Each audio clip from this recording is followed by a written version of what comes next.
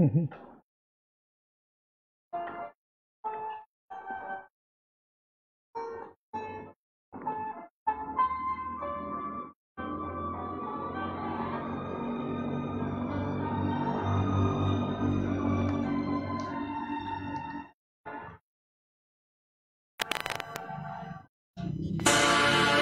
In my life, more than anything this world can offer me, for I know that He alone can satisfy. Just to know He's leading in my life is worth everything that I might sacrifice. Jesus, more than anything, take the thing that I might want, and all the things that seem so dear. I'd rather have Him than any praise that men may give to me. I want Him to have control and be the breath of life in me. I'd rather have Jesus, I'd rather have Him than anything. He had power without end. From the heavens He ruled the universe. Countless angels waited on His every call. But one day I saw Him all alone on a road to death and untold agony. Just for me He suffered. Oh, what a price to pay. Take the thing that I might want, and all the things that seem so dear. I'd rather have Him than any praise that men may give to me. I want Him to have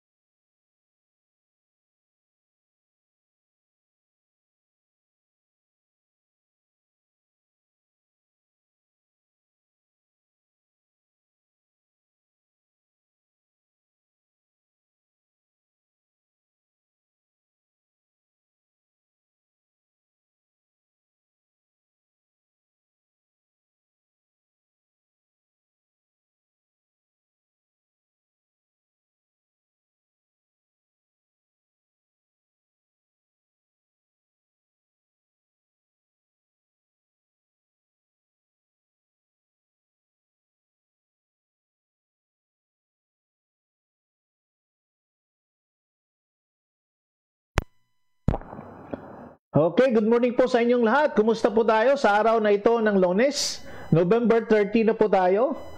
At ito na po ang huling araw sa buwan ng Nobyembre. At ang ating at ang December po ay talagang tuloy na tuloy. Hindi ito mapipigilan ng COVID. Good morning to Pastor Randy Ritisa. Diyan po sa Tibongko, no? Ritisa, Magadan family, may buntag kay Sister Charlene and to the kids. Good morning po sa inyo lahat. At also to Pastor Brian Cansancio. Good morning din po sa inyo dyan. Kumusta po tayo dyan sa Rosario? At malapit na tayo manging, manging tatay. And also to Sister Esther Batucael, good morning din po sa inyo dyan sa Panabo City, diyan po sa Davao del Norte. And also to Brother Jed Mangana, dyan po sa Simirara Island. Mayong aga gidra sa inyo and all the brethren there. Ang imong pamilya, Brother Jed, God bless you. And also to Maymay Dilan, dyan po sa Mangagoy, sa part ng po ng Surigao del Sur. Good morning po sa inyo dyan. Ang Diyos magauban sa inyo. Ang Diyos magpakamaayo sa inyo. So, thank you so much. So, ito po ang ating live morning devotion, Insight from His Word. Ito po yung kaibigan, Pastor Ray Sarzuela Chespa ng Northside Baptist Church dito po sa siyudad ng Davao City. Isang makasalanan, pero niligtas po ng Panginoon sa pamagitan ng kaniyang pagpunta po sa atin dito at pagbigay ng Ama ng kanyang kaisa-isang anak na ang sino mang tumanggap sa kanya at sino mang magrepent sa kanyang nagawa at kikilalanin niya na ang Panginoong Hesukristo lamang ang makapagligtas sa kanya, then He give us the power and the authority to be a part of His family. Hallelujah! So sana sa umagang ito, kung saan ka mang sulok ng mundo, magandang umaga po sa inyo. At sasamahan niyo po ako dito po sa asing Insight from His Word. At we enjoy kahapon ng aming simba dito. At natapos na po namin ang 3 series about Heaven is my home.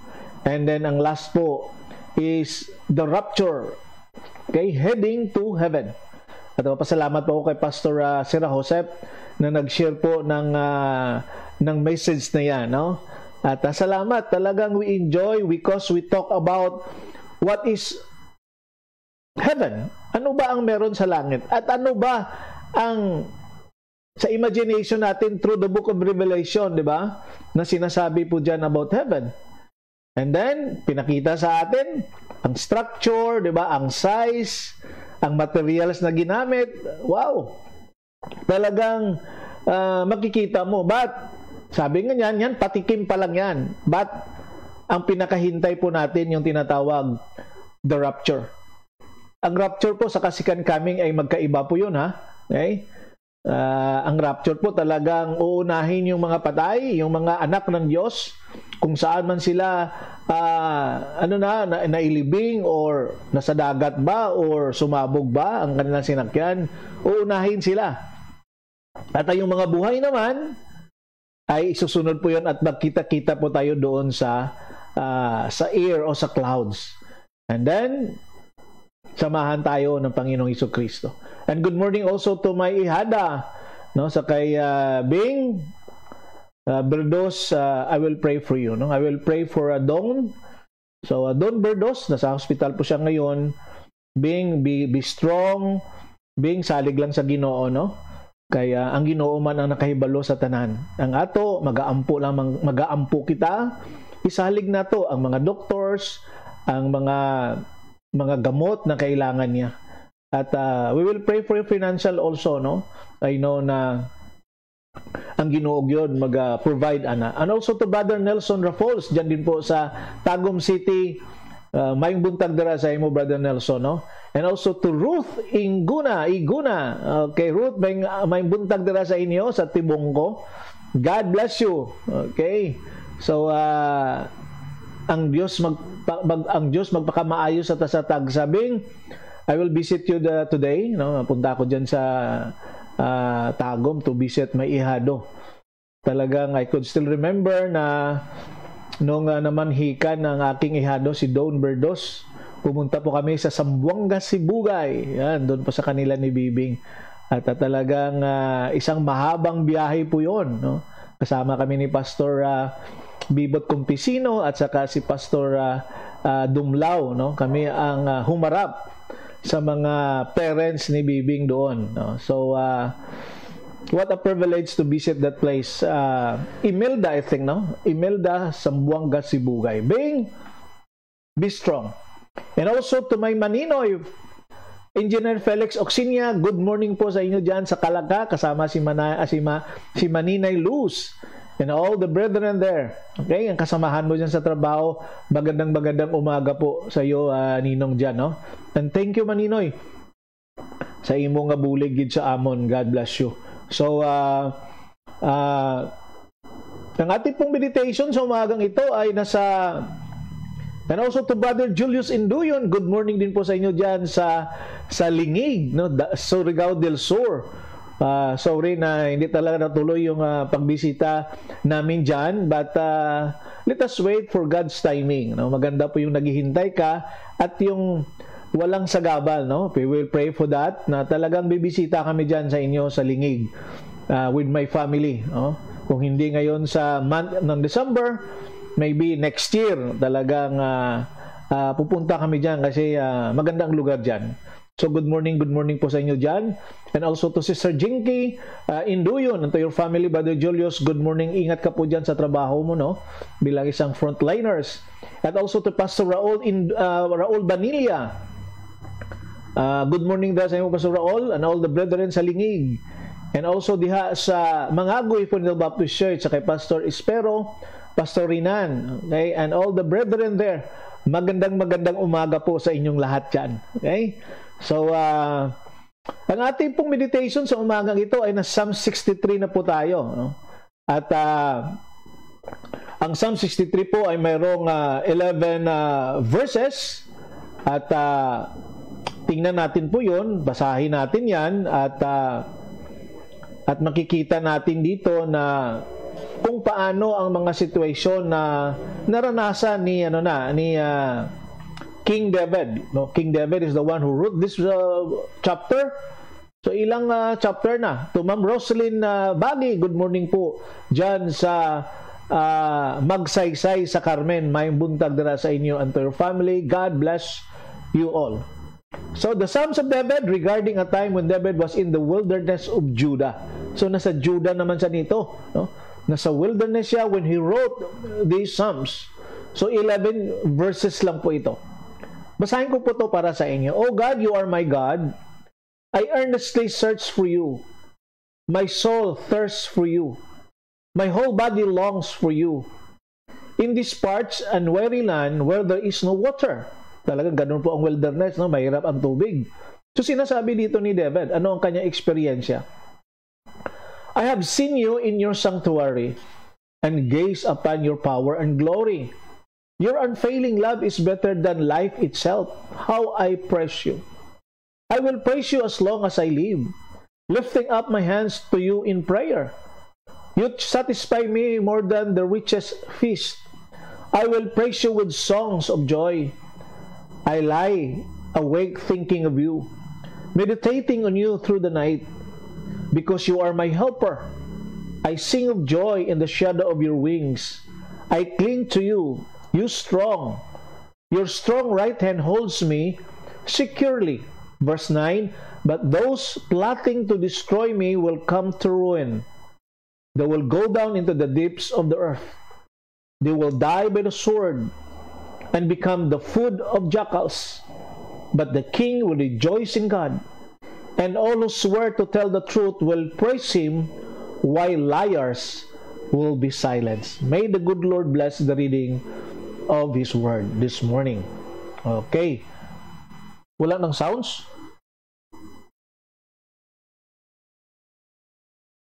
So,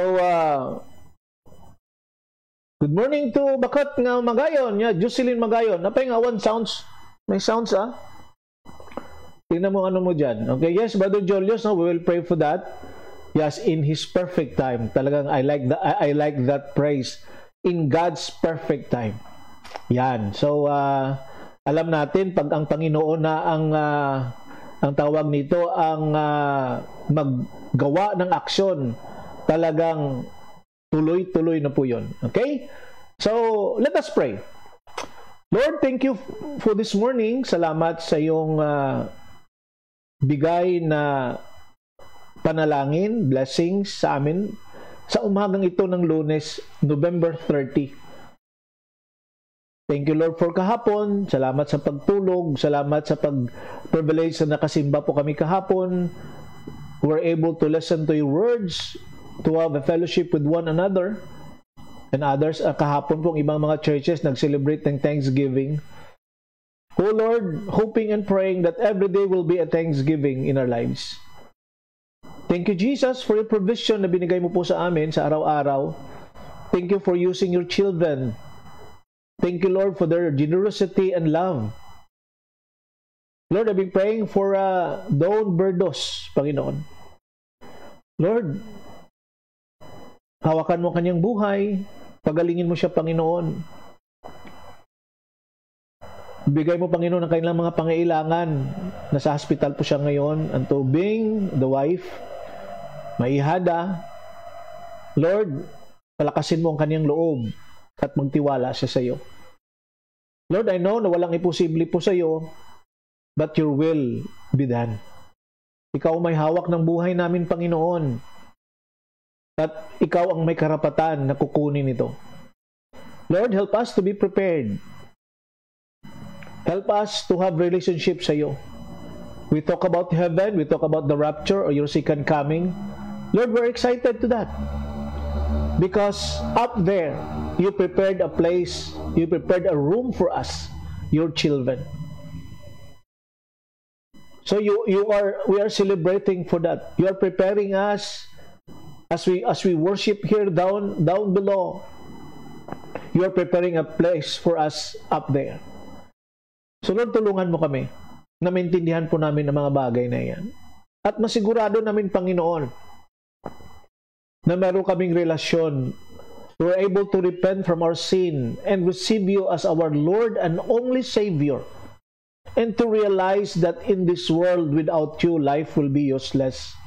Life will be nothing if we don't have Jesus.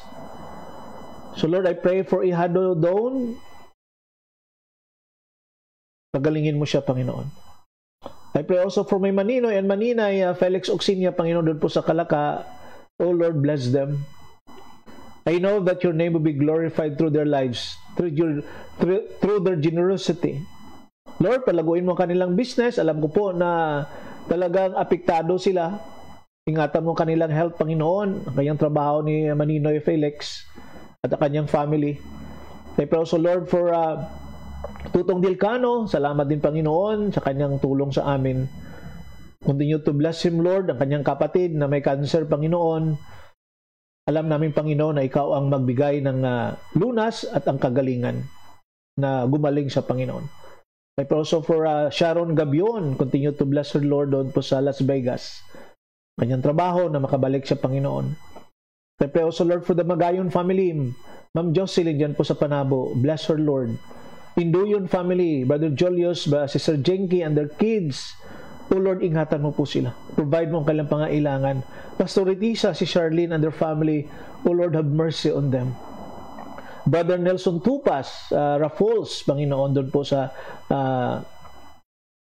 Tagum. O Lord, be with them and his family. I pray also, Lord, for Baggy family, Roslyn and his family and her family. Protect them, Lord, from any danger and sa kanyang mga ginagawa, Panginoon, sa kanyang trabaho. Client more para sa kanya. I pray also, Lord, for my family, my wife, my children. Si Casey, Panginoon, na makatanggap na po na sa kanyang appointment so she could start her work, Panginoon, sa DepEd. Salamat, Panginoon, na binigay mo po ito sa kanya. And help her, Lord, to wait. Si Ading Karen, sa kanyang pag-aaral, sa kanyang first year as a medicine student. Lord, salamat sa provision. Give her wisdom. And also to Jem and Mats. Oh Lord, thank you, Lord, for a family na binigay mo po sa kanila. That hope and pray that they will understand with each other, One purpose, Panginoon, is to worship you, to glorify you with their children. Si Ate Pebble, saka si Ading Nice. I pray also, Lord, for Matuti family. May kumare. I pray, Lord, for total healing din po sa kanyang mga anak. Salamat na si Dilmar po nakauwi na from Cebu. Si John Dave sa kanyang pag-aaral through online. At si Dan, Panginoon, na naiwan din po doon sa Cebu. Oh Lord, ingatan mo po sila. Health nila, Panginoon. Igo ng family, si Ruth, Manong Boy, and the kids.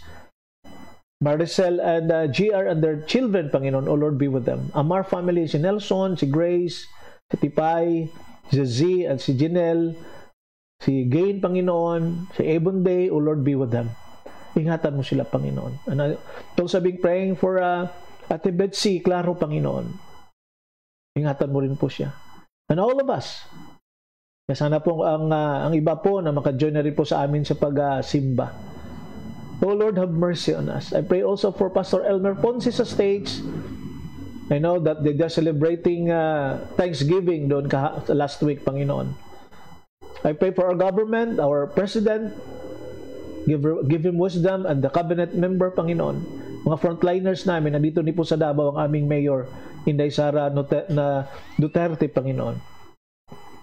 At ang mga councilors. I pray for Ate Mency and Kim, kanilang adjustment na wala na si Bibot sa kanilang tabi, di na nila makita sa araw-araw. But I know, Lord, na maibalik mo ang rejoice, ang joy. In spite na Bibot, wala na po. And also to Inday Lodeline Gonzalez and her family, kanyang mga anak. Continue to bless them, Lord, and all the relatives ni Bibot, kanyang mga friends. Oh Lord, have mercy on them. I pray also for the XFP with Maggie. Continue to bless them, Lord. Ingatan mo rin po siya. I pray also, Lord, for our viewers, our listeners every day, sa aming insight from His Word, our morning devotion, Lord, na gamitin mo ito. Na sana po hindi mag-fluctuate ang signal ng aming internet. Oh Lord, be merciful to us. Even though I could not mention one by one ang aming mga listeners, I pray for Esther Batakael, sila ni Jay doon parang noon sa Simirara and his family. Oh Lord, have mercy on them. Ingatan mo rin sila, Lord. So Lord, thank you so much. Ang boyfriend ng aking batchmate, si Emily Pabiuna na sa States, Lord, pagalingin mo siya, nasa hospital po siya ngayon. And all na may mga sakit, Panginoon, si Pastor Garovillo, total recovery sa kanya, Panginoon. Ingatan mo rin po siya. I pray, Lord, for Brother Victor C. Doon po sa Manila, ang total healing din po sa kanya. And the business, si Myra Joy, ang kanyang wife. Thank you, Lord, for their generous heart. So, Lord, tulungan mo po sila. Ang bawat isa, Panginoon. So, Lord, muli, napapasalamat po kami. Because na dyan ikaw, na Diyos namin, na sinasamahan mo kami, Panginoon. Continue to magnify in their names, Lord. So, Lord, thank you so much. Thank you so much. In Jesus' name we pray. Amen. Okay. To my cousin, June Chespa, good morning po. May aga dara sa imo, June. To Pastor John Mark Di Claro Lalaan, good morning. Mayong aga dara sa imo, no? Mayong buntag, Pastor Mark. And to your family, God bless you. And to Hazel Joy Andamon, dyan po sa New Katipunan sa Santo Tomas, Davao del Norte. Maayong buntag dira sa inyo. Okay, so tuloy-tuloy na po tayo sa ating meditation sa umagang ito sa Psalm 63. Binasa na natin kanina ito, di ba? At I pray na it could help us. Okay, you know what, King David wrote these Psalms when he was in the wilderness of Judah. Sinulat niya po ito. You know what? Pag nandiyan ka sa lugar na yan, sabi nga dito, walang tubig. Talaga, pag sinasabi natin na wilderness, it is a desert. Mainit. At walang kahoy na pwede ka magpasilong. At makita mo dito that we could really appreciated what he wrote. Itong mga bagay na ito na sinasabi ni David. Sabi, hindi man tayo nakapunta sa lugar ng wilderness, you know? So, parang hindi natin ma-appreciate. Pero, Ngayon na may ma-picture out mo na kung anong tinatawag na wilderness. At ano ang hirap pag nadoon ka? So si David dito nang sinulat niya ito, talagang he was in pain. He was na talagang nagsasacrifice siya. Ang sabi niya ga, "Oh God, you are my God. Early will I seek you. My soul thirsts for you. My flesh longs for you in a dry and thirsty land where there is no water." Sa verse 1. Ang kanyang pagkauhaw sa Panginoon, even though that he was actually nauuhaw, kasi nga nasa wilderness siya. But makita natin si David po dito. He don't care about the material or yung mga bagay na makalunas ng kaniyang uhaw. But he said, "Lord, I long, I thirst of you. My flesh longs for you in the dry land." Sabi niya. So in other words, David says, "Here I am in this dry land, very hot, dangerous, diba? Dangerous wilderness." Kasi marami din po yung mga ano doon, no? Yung mga animals na talagang nangangagat. Kasi mayroon ding mga animals na nabubuhay sila sa wilderness. So a dangerous place, mainit. And we are really would love to have some water. Kasi di ba, dito lang nga sa atin, may mga puno nga dito sa amin sa church, pero pag mainit na mainit, talagang maparami ka ng inom. Di ba? However, what really I want is God. Yun ang sabi ni David. In spite of the dryness of the wilderness, in spite of the hot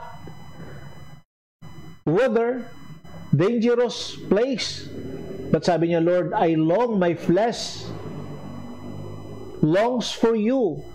I thirst of you." Sabi niya dyan. So when you find yourself in the dry wilderness, sa ganong klaseng situation po, sa buhay natin, what do you do?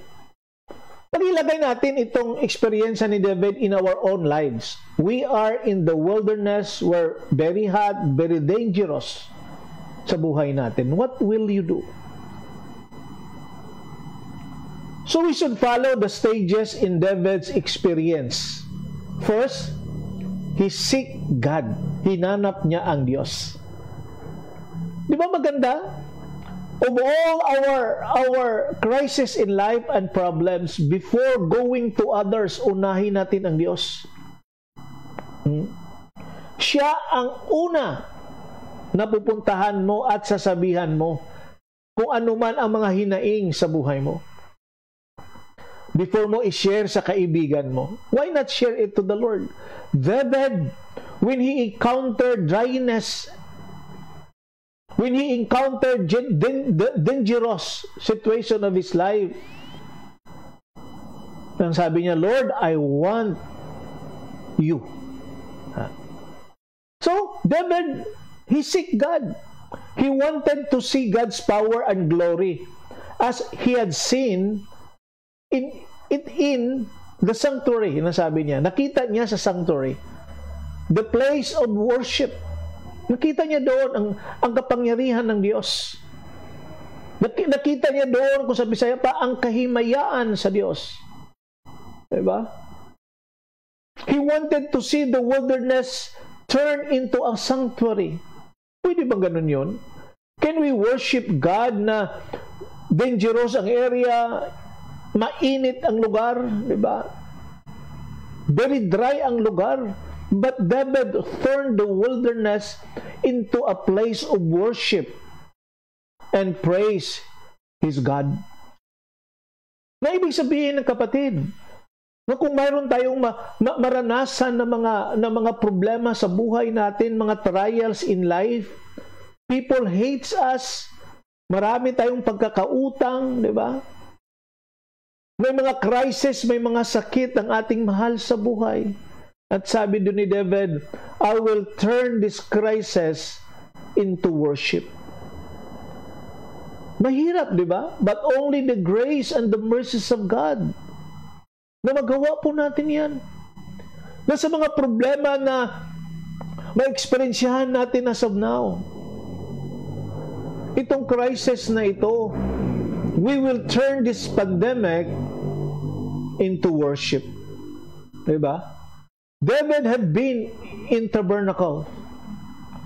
Nakita niya po ang Diyos. He had seen the glory of God. But he wasn't satisfied with that. Hindi na ano niya, no? Hindi siya satisfied sa mga sa nangyari iyon na nakita niya. We are satisfied to hear about God and sing about Him in the church. Then when we come to the wilderness, we should be like David and say, I want to see God. That is what Apostle Paul said in the book of Philippians, di ba? Sabi niya, Lord, I want to know you more. I want to know you more.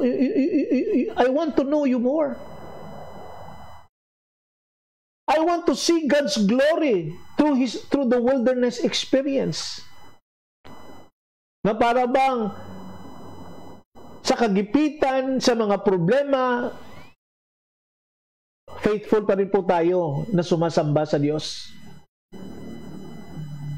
Kung minsan nakakalungkot, when problem comes, pag makaranas po tayo ng problema, at sasabihin natin, hindi ko na ito kaya, Lord.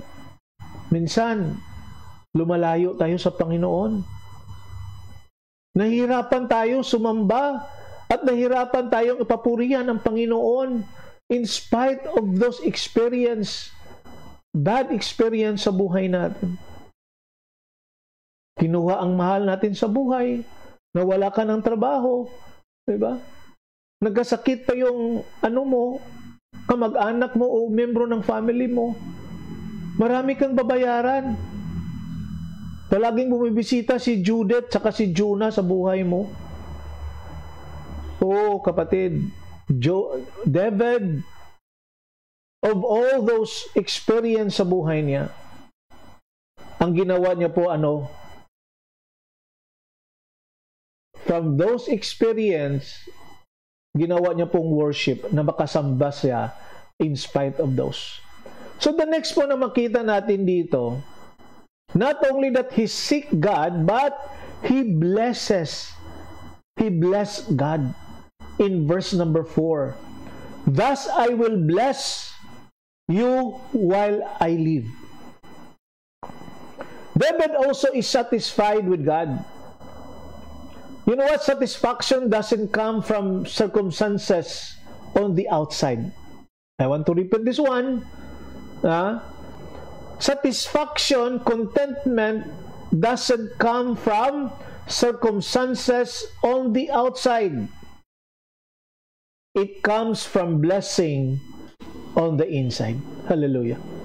So when I remember you on my bed, sabi niya, I meditate on you in the night watches. Verse 6. Finally, not only that he blessed God, but he also rejoiced in God. Diba? But the king shall rejoice in God in verse 11. That's what God wants from us even in the wilderness. Even if we are in the valley of sacrifices, the place where the place of sorrow and loneliness, God wants us to rejoice because we all know that God is in control, kapatid. He wants you to trust Him. He wants you to trust Him. Kaya wag kang magpanik. Huwag kang mawala ng pag-asa sa buhay because our hope is God. Our hope is the Lord Jesus Christ. To have Jesus in life is a blessing. It is more than a car, a good relationship, a good business, a good house. So to have Jesus in your life is already a blessing. Wilderness experiences are good for us. For they teach us an important truth sa buhay po, ang mga bagay na ito. David experienced wilderness. Very hard for him. But what he did, he sought God, he blessed God, and then he rejoiced with God or in God. You draw satisfaction from the blessing on the inside and not on the outside. Kaya sabi ko nga sa preaching ko sa last night ni Bibot, even though that even the scripture it says, the outside perishes. The outside man is sacrificing or in pain. But the inside man is growing deeper, satisfied, and richer. Hallelujah. So when you face wilderness experience, kapatid, follow David's response. And God will meet our needs. Because that is what He promised. Wilderness, God is with us in the wilderness. God is with us in the valley. God is with us in the storm of life. So, keep on. Keep on trusting the Lord. At alam ko po na ang Diyos ay nakikinig sa atin. Yes, good morning to kay Idem Coronel dira sa Simirara, and also to Brother Jesus Coronel, maayong aga dira sa inyo, ha. Give my regards to Bibot, ha. And also to my batchmate Emily Pabiona, good morning din po sa inyo dyan, no?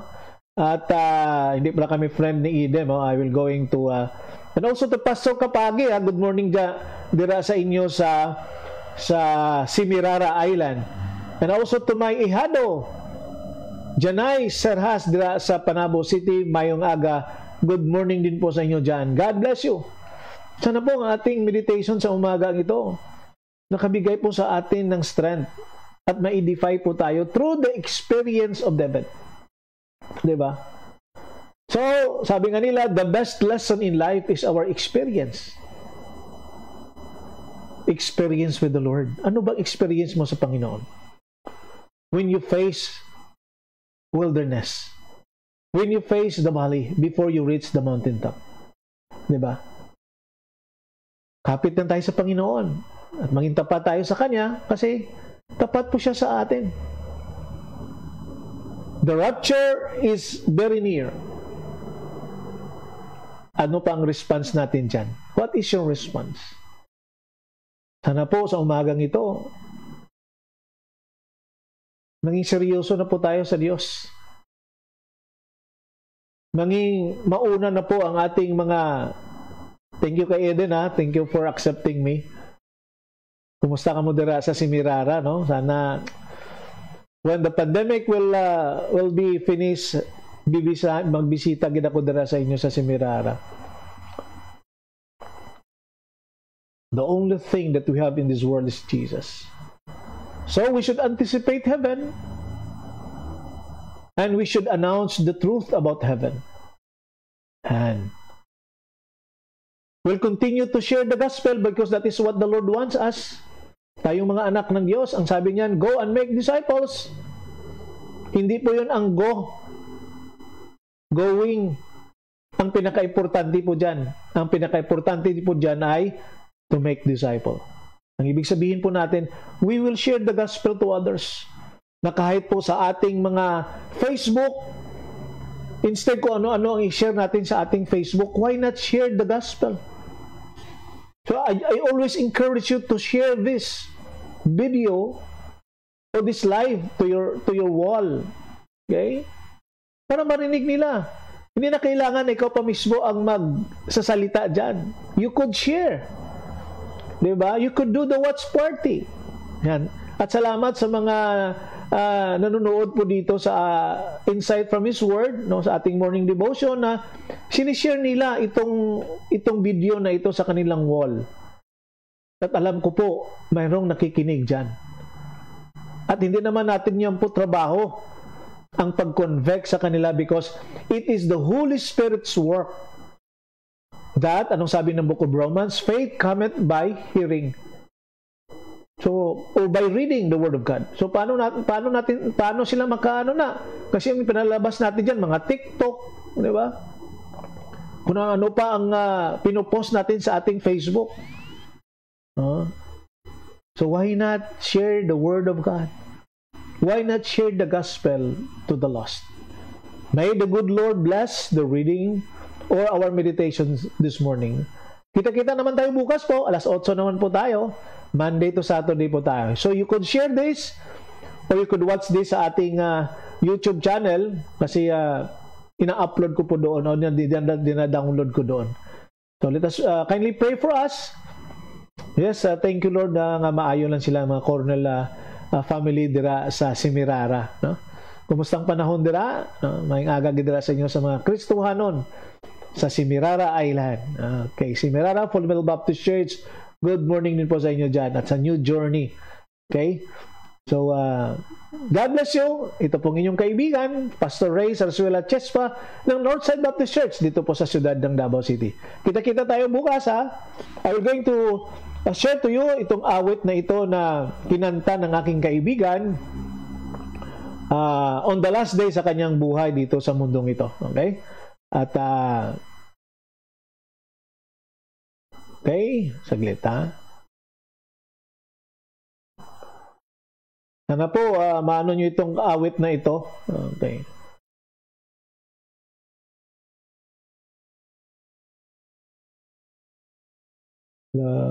Saglit ha. So kung meron po kayong mga mga prayer request, you could write it there para po mapaprehan po natin every sa ating pong morning devotion. Okay?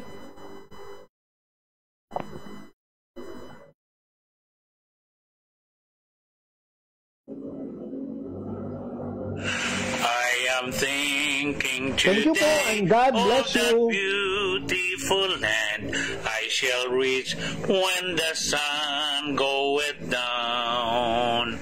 When through wonderful grace by my Savior I stand, will there be any stars in my crown? Will there be any stars in my crown?